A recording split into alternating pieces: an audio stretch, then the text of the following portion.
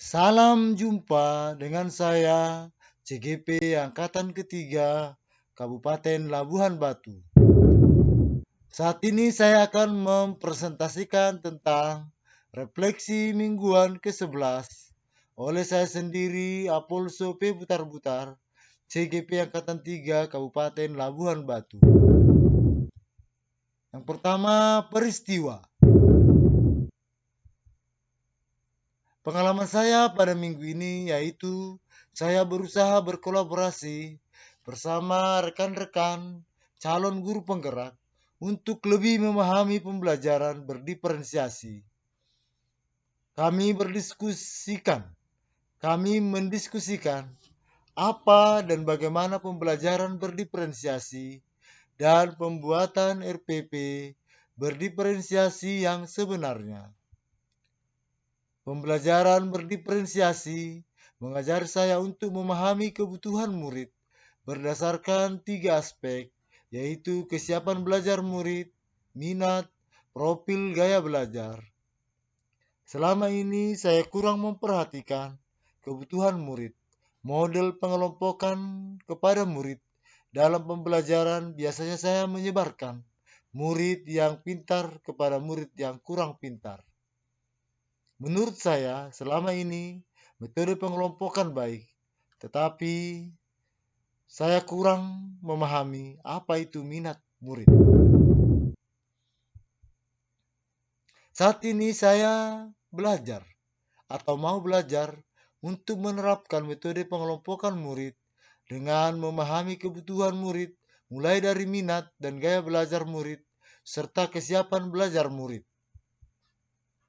Dalam aksi nyata, saya mencoba membuat pembelajaran berdiferensiasi dengan mengelompokkan murid sesuai minat mereka.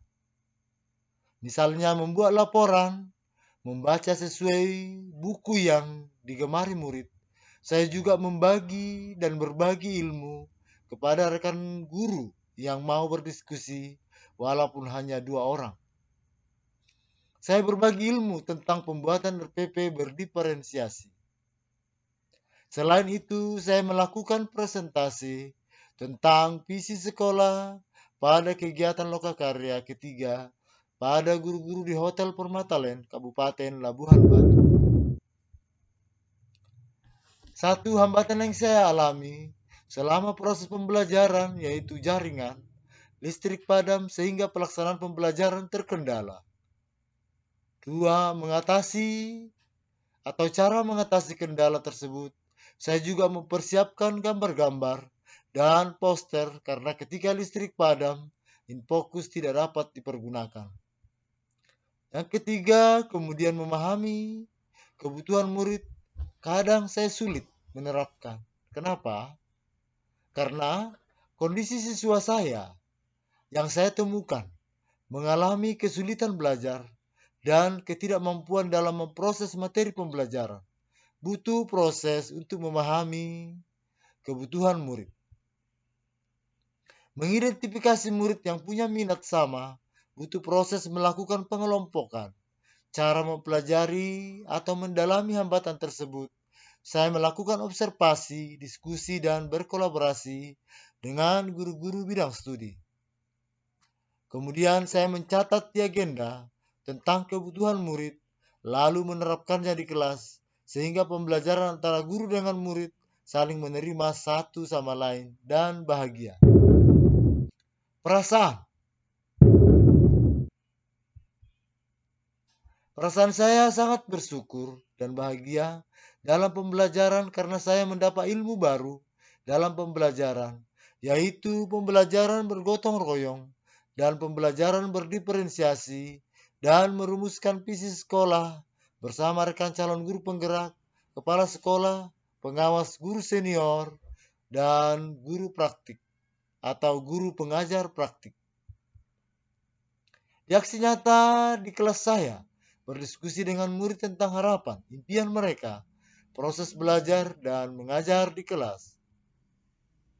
Dari diskusi tersebut, saya melakukan refleksi untuk memperbaiki diri saya dalam hal metode, media, dan posisi kontrol saya di mana selama ini saya berbuat atau membuat siswa merasa bersalah.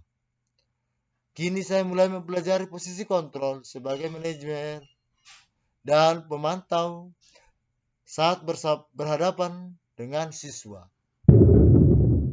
Pembelajaran.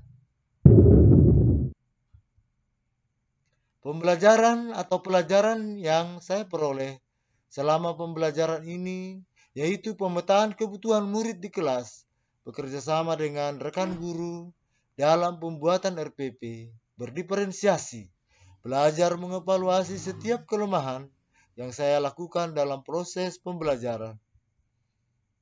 Dua hal yang baru saya temukan dalam diri, yaitu menjadi guru penggerak untuk menggerakkan guru, murid, warga sekolah untuk bersama-sama menerapkan pembelajaran berdiferensiasi yang berpihak kepada murid. Penerapan. Apa yang bisa saya lakukan? Yaitu menerapkan pembelajaran berdiferensiasi di kelas dan belajar menerapkan memahami kebutuhan murid dan membuat penilaian formatif kepada murid, misalnya pengetahuan, keterampilan, sikap, sehingga penilaian tersebut menjadi kunci untuk mengenal dan memahami murid di kelas. Dan saya menerapkan observasi dan diskusi kepada murid dalam mewujudkan budaya positif. 3 aksi nyata yang saya lakukan yaitu berbagi ilmu tentang pembelajaran berdiferensiasi kepada guru dan bekerja sama dengan guru dalam membuat RPP pembelajaran berdiferensiasi sesuai kebutuhan murid. 4. Dan metode pengelompokan diskusi kepada murid disesuaikan dengan minat yang mereka sukai. Demikianlah pemaparan saya hari ini. Semoga bermanfaat. Salam guru penggerak. Terima kasih.